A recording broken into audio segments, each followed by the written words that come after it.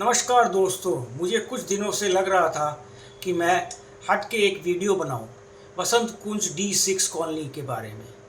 यह है दिल्ली की एक ऐसा इलाका जिसे कॉमनवेल्थ गेम्स की शान कहा जाता था किसी समय, और आज यहाँ पर लोगों के रिहायशी मकान हैं गंगा यमुना नर्मदा सरस्वती में। लेकिन आज यहाँ करोड़ों के इन फ्लैट्स के पीछे एक ऐसी हकीकत दबी हुई है जो एडमिनिस्ट्रेशन की 13 साल की नाकामी का स्मारक है। फायर हैजर्ड्स, पार्किंग स्कैम और बच्चों के पार्क पर कब्जा। आज हम पर्दा उठाएंगे डीडीए के उन मास्टर प्लान से जो आम नागरिक की ज़िंदगी के लिए खतरा बन चुके हैं। यदि आप देखेंगे 2011 की सीएजी की रिपोर्ट कॉमनवेल्थ पे जो बनी थी, जिसमें साफ कहा गया था कि इन मेगा प्रोजेक्ट्स में इंफीरियर क्वालिटी की कंस्ट्रक्शन सामग्री का इस्तेमाल हुआ है। आज वही इंफीरियर क्वालिटी यहाँ के हर ब्लॉक में दिखती है। बिजली के खुले शैफ्ट्स और कमज़ोर दीवारें गवाह हैं कि जो भ्रष्टाचार 13 साल पहले कागज़ों पर था, वह आज इन इमारतों की जानलेवा हकीकत है। आरटीआई से मिले दस्तावेजों ने प्रशासन की पोल खोल दी है। नवंबर 2025 में दिल्ली फायर सर्विस ने यहाँ का फायर सर्टिफिकेट रिजेक्ट कर दिया है, क्योंकि यहाँ जीवन बचाने वाले 7 टेक्निकल सिस्टम्स फेल हैं। आरटीआई बताती है कि फायर पंप्स ऑटो मोड पर नहीं है, स्प्रिंकलर सिस्टम पूरी तरह नॉन फंक्शनल है और इलेक्ट्रिकल शैफ्ट्स को सील तक नहीं किया गया है। और तो और फायर होस पाइप काम नहीं कर रहे हैं और उनकी जगह लोगों ने स्टोर बॉक्स बना लिया है। इसी लापरवाही का नतीजा 7 फरवरी 2026 की आग जो यमुना अपार्टमेंट में लगी थी, जहां करोड़ों का इंटरनल सिस्टम सिर्फ एक शो पीस बना रह गया। अब बात करते हैं उस घोटाले की जो आपकी आंखों के सामने है। करोड़ों की लागत से बनी यह अंडरग्राउंड पार्किंग पिछले 13 सालों से वीरान और जर्जर पड़ी है। इंजीनियरिंग का ऐसा नमूना है कि यहाँ बड़ी गाड़ियाँ मुड़ तक नहीं सकती।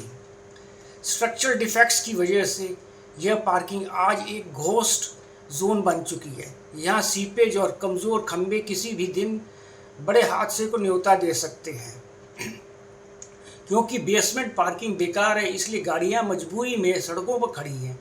ये तस्वीरें देखिए, सोसाइटी के इंटरनल रोड्स गाड़ियों से ठसाठस भरी हुई है। यह सिर्फ ट्रैफिक की समस्या नहीं है। अगर कल यहाँ कोई इमरजेंसी हो जाए तो फायर टेंडर्स या एम्बुलेंस अंदर कैसे पहुँचेगी? डीडीए के गलत डिज़ाइन ने इस पूरी सोसाइटी को एक डेथ ट्रैप बना दिया है। अब बात उस मैदान की जो यहाँ का ग्रीन लंग, मतलब आप कह सकते हैं हरा जिगर, जहाँ से लोगों को अच्छी हवा मिलती है।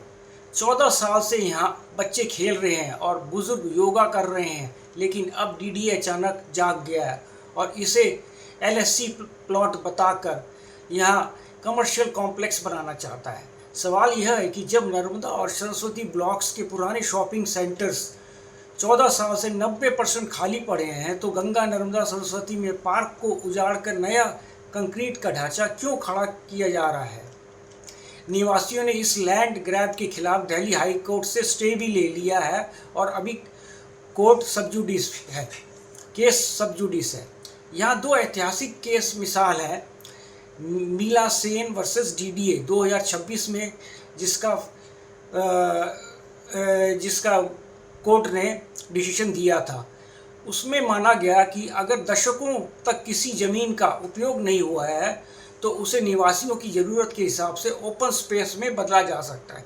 वहीं अनुपम कुमार रामपाल वर्सेस डीडीए में भी कोर्ट ने साफ कहा कि रेजिडेंशियल जोन्स में ऐसी सुविधाएं नहीं थोपी जा सकती जो क्वालिटी ऑफ लाइफ ख़राब करें।